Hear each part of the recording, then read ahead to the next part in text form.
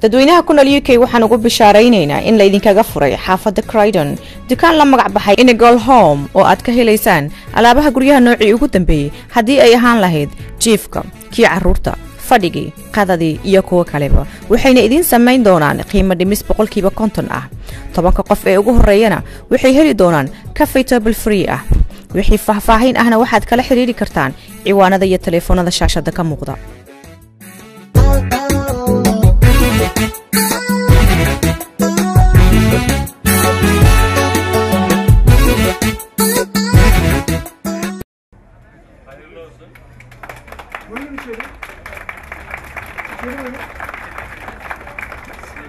Well, thank you very much for coming over.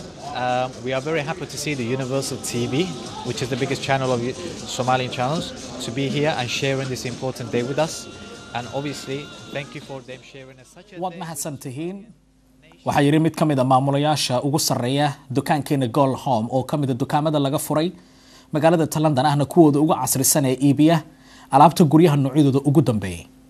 wuxuu kaga mahad celiyay telefishinka caalamiga ah Universal TV oo ah telefishinka ugu weyn Soomaalida oo kala soo qayb galay furitaanka dukaanka oo laga furay maantay degmada Croydon ee magaalada London. wuxuu yiri waxaanu xarumo ku leenahay goobo iyo deegaano iyo xaafado kala gedisan iyo waliba wadamo kala duwan. wuxuu sidoo kale ku soo celiyay maanta inay tahay maalin mashquul ah ahna maalintii ugu horeysay astaan wanaagsan u tahay ganacsigooda. wuxuu yiri waxyaabaheenu iibino waxay kala yihiin alaabo kala gedisan haddii haleed xagga jiifka fadhiga miisaska cuntada lagu cuno iyo qaybaha kala gedisan ee noocyada iyo alaabaha guryaha. waxaanu diyaar u nahay guud ahaan dadka Soomaalida inaynu ka gadno ama aynu ka iibino alaabta ugu dambeysay uguna wanaagsan isla markaana leh tayada ugu wanaagsan ee alaabta guriga noocyadeeda kala gedisan. annagoo maamulka ahna waxaanu diyaar u nahay inaynu la sameeyno Soomaalida qaasatan ku nool wadankan xiriir wanaagsan lehna ganacsi wanaagsan.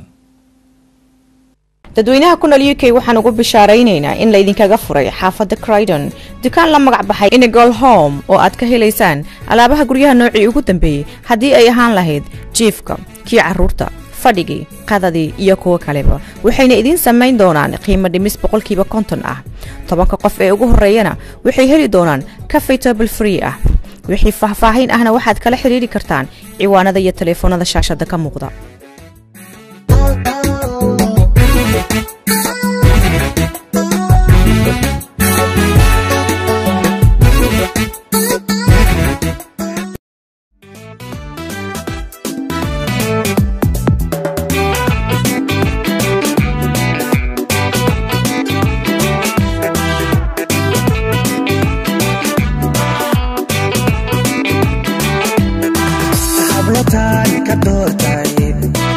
hamigayga saaqay hantitaan ka haystay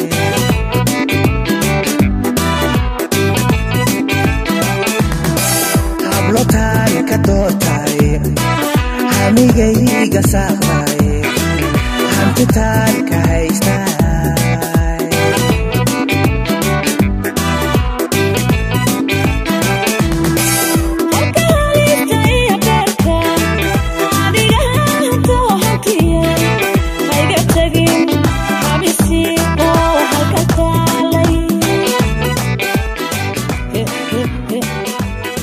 dadweynaha ku nool UK waxaan ugu bishaaraynaynaa in la idinkaga furay xaafadda Croydon dukaan la magac baxay Inegol home oo aad ka helaysaan alaabaha guryaha noocii ugu dambeeyay haddii ay ahaan lahayd jiifka kii caruurta fadhigii qadadii iyo kuwa kaleba waxayna idin samayn doonaan qiimo dhimis 50% ah 10 qof ee ugu horeeyana waxay heli doonaan cafe table free ah wixii faahfaahin ahna waxaad kala xiriiri kartaan ciwaanada iyo telefoonada shaashada ka muuqda.